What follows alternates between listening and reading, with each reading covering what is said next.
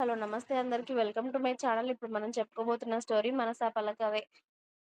111 సిద్ధు ఆమె తలకి కట్టడం అయిపోగానే నొప్పిగా ఉంది అంటుంది మెల్లిగా సాహిత్య. తగ్గిపోతుంది లేవే ఏం కాదు. ఒక జస్ట్ 10 డేస్ మెల్లిగా తగ్గిపోతుంది. మెడిసిన్ తీసుకుంటున్నావు కదా! అని భార్యని సముదాయిస్తూ ఉంటాడు సిద్ధు. అతడు చెప్తున్న మాటలకి, అతడు ఓదార్చుతున్న విధానానికి, లేకపోతే అతడు మళ్ళీ ఆమెతో మంచిగా ఉంటున్నాడు. హ్మ్. ఇద్దరు వాళ్ళ బిడ్డకి తల్లిదండ్రులవ్వబోతున్నారు. వాళ్ళ బిడ్డ రాబోతుంది. ఏ ఆనందాన్ని దానికి కారణంగా తీసుకురావాలో తెలియట్లేదు కానీ, ఆ నొప్పి సిద్ధు సమక్షాన కాస్త ఆమె బాధ మర్చిపోయిందనే చెప్పాలి సాహిత్య. అమ్మగారి దగ్గర నుంచి తీసుకొచ్చిన బొట్టు సాహిత్యకి కూడా పెట్టి సిద్ధు ఫ్రెష్ అవ్వడానికి వెళ్తూ ఉంటే, ఈయనగారికేంటో ఈ మధ్యలో బాగా పూజల మీద మనసు మళ్ళింది అనుకొను అతడు మళ్ళీ వచ్చేసరికి కూడా అలా బెడ్ రెస్ట్‌కి ఆనుకునే కూర్చుంటుంది సాహిత్య.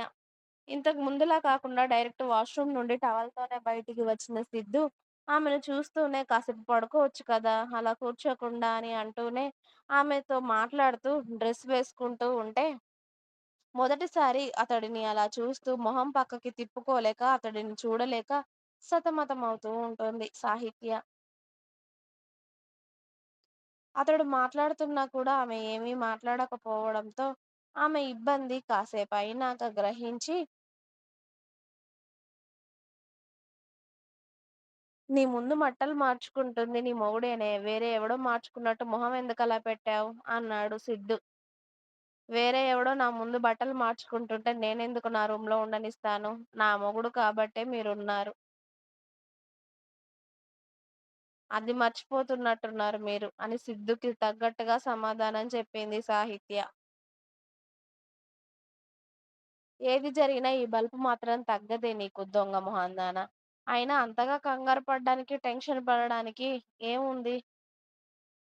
నీ మొగుడిని నువ్వు విచ్చలవిడిగా చూసుకోవచ్చు అని సిద్ధు సాహిత్య పక్కన కూర్చున్నాడు. కాస్త మాటలు మంచిగా రానివ్వండి. మీరు మాట్లాడుతూ ఉంటే మీ మాటలలో డబుల్ మీనింగ్ డైలాగులన్నీ దొర్లుతున్నాయి అని అంది సాహిత్య. అరె! ఇంత మంచిగా మాట్లాడుతుంటే కూడా డబుల్ మీనింగ్‌లంటావేంటే? ఇంత పద్ధతిగా ఇంకా ఎవరైనా మాట్లాడతారా? అని అడిగాడు సిద్ధు నవ్వుతూ. ఆమె బొజ్జ మీద చేయి వేసి, ఏం ప్రాబ్లమ్ లేదు కదా ఇప్పుడు ఓకేనా అంతా? కంగారుగా అనిపిస్తుంది. డాక్టర్సేమో అలా చెప్పారు కదా! హెల్త్ అంతా ఓకేనా? కాస్త చిన్న ఇబ్బంది అనిపించినా వెంటనే చెప్పు. హాస్పిటల్‌కి వెళ్దాం సరేనా? అని లాలనగా చెప్తాడు సిద్ధు ఆమెకి. అతడు మాట్లాడుతూ ఉంటే సూటిగా అతడి కళ్ళల్లోకి చూస్తూ, నిజంగా వీడికి నా మీద ప్రేమ కాదు. వాడి బిడ్డ మీద ప్రేమతో నాతో ప్రేమగా మాట్లాడుతున్నాడు.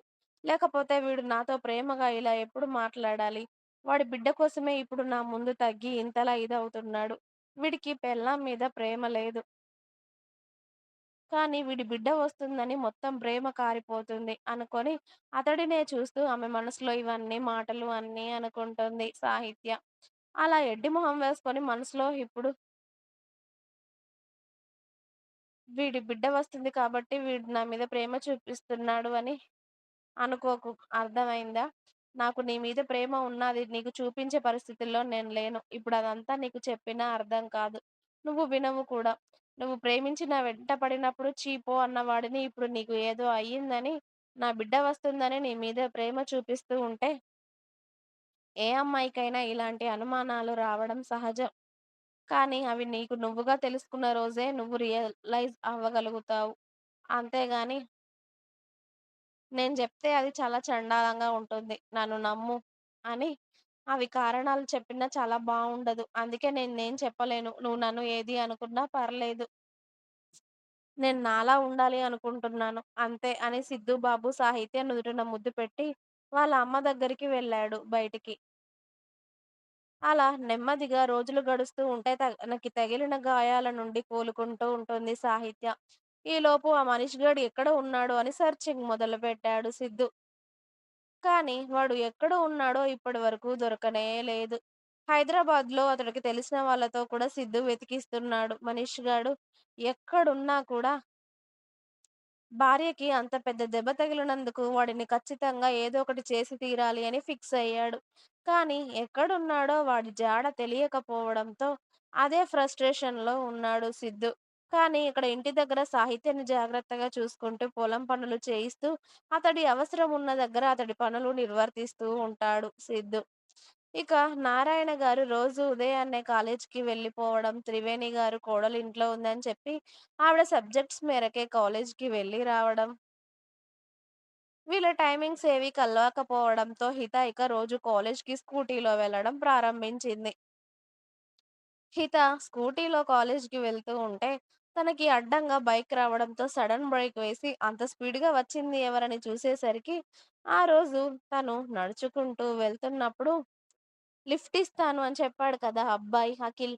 అతగాడిప్పుడు మళ్ళీ హిత స్కూటీకి అతడు బైక్ అడ్డం పెట్టి, అతడి బైక్ మీద 2 చేతులు ఆనించి, ఒక చేయి బుగ్గ కింద పెట్టుకొని హితనే కన్నార్పకుండా చూస్తూ ఉంటే, హిత కళ్ళు 2 చిన్నవి చేసి, "ఏ బైక్ నడపరానప్పుడు ఇంట్లో కూర్చోవాలి గానీ, ఇలా బయటకొచ్చి అందరి బండులకి డాష్ ఇస్తూ ఏం చేయాలనుకుంటున్నావు?"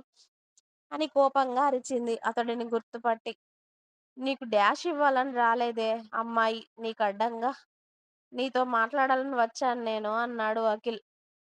"ఏ ఊర్లో మాట్లాడడానికి ఎవరూ లేరా? నేనొక్కదాన్నే కనిపిస్తున్నానా ఏంటి నీకు? ప్రతిసారి నాకడ్డొస్తున్నావు" అని అంది హిత. "వాళ్ళెవ్వరూ నాకు నచ్చలేదమ్మాయి. నువ్వు మాత్రమే నచ్చావు. అందుకే నీతో మాత్రమే మాట్లాడతాను నేను" అన్నాడు అఖిల్. "దాన్నే పోయే కాలం అంటారు మా ఊర్లో తెలుసా" అని అంది హిత కచ్చగా. కానీ మా ఊర్లో పోయే కాలం అనరు. ప్రేమ కాలం అంటారు. తెలుసా దీన్ని?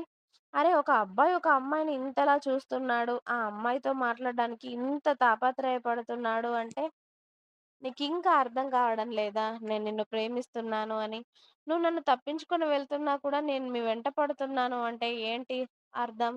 అన్నాడు అఖిల్ కళ్ళు ఎగరేసి నవ్వుతూ హితని చూస్తూ. అర్థం లేదు, పరమార్థం లేదు. నువ్వు తప్పుకుంటే నేను ఇటు కాలేజీకి వెళ్ళాలి. ఇప్పటికే నాకు ఆలస్యం అవుతుంది. పక్కకు తప్పుకో ముందు అని అంది హిత స్కూటీ స్టార్ట్ చేస్తూ. అరె! లవ్ చేస్తున్నానంటే పక్కకు తప్పుకోమంటావేంటమ్మాయి? అన్నాడు అఖిల్. ఇప్పుడు నువ్వు నన్ను లవ్ చేస్తున్నందుకు బొట్టు పెట్టి హారతేమైనా పట్టమంటావా ఏంటి మరి? నిన్ను నడి రోడ్డులో నిలబెట్టి అని అంది హిత. ఇంకా ఉంది. మీకు నా స్టోరీస్ నచ్చినట్టయితే ప్లీజ్ లైక్ చేయండి. అలాగే ఛానెల్‌ని తప్పకుండా సబ్స్క్రైబ్ చేయండి ప్లీజ్.